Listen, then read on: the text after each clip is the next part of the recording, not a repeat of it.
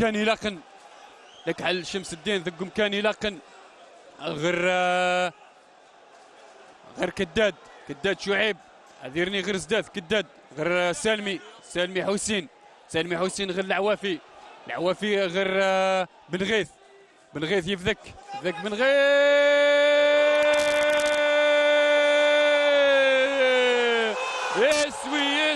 يسوي بوصوف اسحاق يعني يحلى يعني ذي الوقت نتمتنت يسوي وزيد ذي الوقت ذي دقيقة 97 تقريبا يمير الوقت في تورنين يمير يعني مليليث يحلى وداد خيا يعني يثري مقرا صبرن وخذ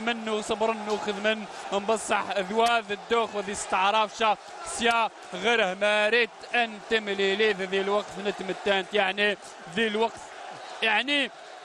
نغينهن ذي الوقت فيها دقيقة في 97 اسحاق بوصوف سيخ فنس ذي الوقت ماني اللي قارغ باللي همير مليليث قارغ باللي مليليث همير بصح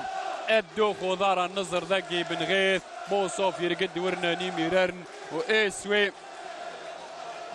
بوصوف اسحاق سيخ فنس ذي الوقت النظر ذكي ممك بوصوف يرقد ورنا نيميرارن ويسوي يحلى محمد الشريف طيب يخدم إمليلي تام قران تنبصح ذي ثقنيثايا ان كاروث وذي ليش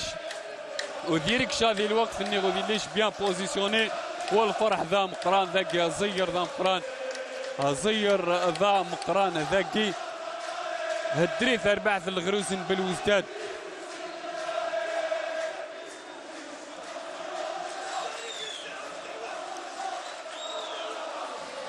جورجينيو عن منافسة أرسنال على لقب الدوري الإنجليزي ليست سهلة. يرى لاعب وسط الفريق الأول لكرة القدم بنادي أرسنال جورجينيو صعوبة فوز الجانرز هذا الموسم ببطولة الدوري الإنجليزي الممتاز. ويلعب جورجينيو منذ يناير الماضي مع أرسنال بعد الانتقال من الجار تشيلسي بمقابل 11.3 مليون يورو وذلك بعد فقدان مكانه في تشكيل البلوز. وأجرى جورجينيو حوارا مع الصحفي الإيطالي بشبكة سكاي سبورتس جيانلوكا دي مارزيو عن موسم أرسنال الحالي تحت قيادة المدرب ميكيل أرتيتا.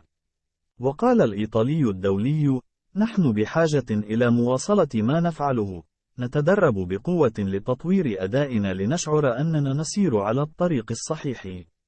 وأضاف: نحن في بداية الموسم فقط، هناك الكثير مما يجب القيام به، والأمر ليس سهلا على الإطلاق، لكن كما قلت في البداية، نحن نسير على الطريق الصحيح.